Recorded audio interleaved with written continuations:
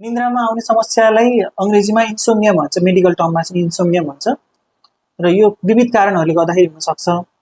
प्रमुख कारणमा चाहिँ मनोसामाजिक समस्याहरू जुन साइकेट्रिक प्रब्लम्सहरू भन्छ त्यसको कारणले गर्दाखेरि हुनसक्छ। साइकेट्रिक प्रब्लम्सले कस्तो कस्तो साइकेट्रिक प्रब्लम्सहरूमा चाहिँ निद्राको समस्या आउन सक्छ भन्दाखेरि जस्तै डिप्रेसनमा निद्राको समस्या आउन सक्छ, त्यस्तै गरी एङ्जाइटीमा निद्राको समस्या आउन सक्छ। तर त्यस्तै गरी बाइपोलर डिसअर्डर म्यानियामा निद्राको समस्या आउन सक्छ, त्यस्तै गरी हाइपोमेनियामा निद्राको समस्या आउन सक्छ। त्यस्तै गरी अब यिनी समस्याहरूमा चाहिँ निद्राको समस्या बाहेक अरू लक्षणहरू पनि हुने भएको कारणले गर्दाखेरि त्यसलाई निद्रा जन्य समस्या, निद्राको असन्तुलन बाहेक अरू समस्या पनि हुने भएको कारणले गर्दाखेरि त्यसमा चाहिँ क्याटेगोराइज गर्न कि अरू लक्षणहरूको आधारमा, त्यो गुच्छाहरूको आधारमा चाहिँ त्यो लक्षणहरूको गुच्छाहरूको आधारमा त्यसलाई चाहिँ त्यो क्याटेगोरीमा चाहिँ हामीले राख्ने गर्दछौँ।